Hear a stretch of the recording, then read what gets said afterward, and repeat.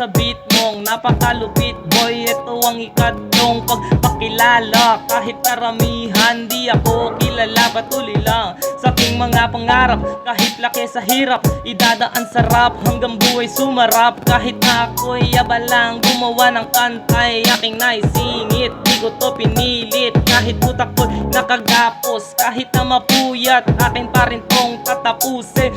Ulit-ulitin, kakabisaduhin, kahit na mamaos. Parang sa trabaho, kailangan natin para makaraos. Dapat ay tipid-tipid, saka magtiis-tiis, para di natin ma-miss mga araw ng pagpapasahod. Pero mas nakakawalang pagod ang aking anak sa salubong pag-uwi.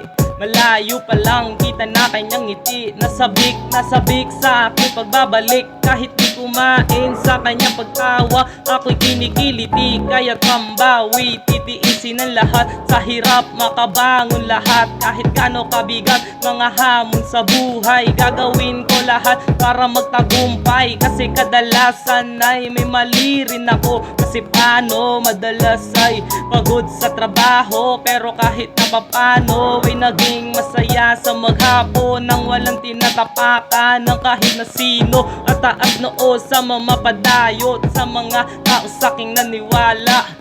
Marami po salamat sa tiwala. Sana'y huwag kayong mabahala, di po to magbabago. Lumipas man ang mga panahon at maraming taon, nating mga kahilingan ay darating din ang pagkakataon kapag mga yon ay naitugon. Anumang mga bagay na dumating, marami po salamat aming Panginoon.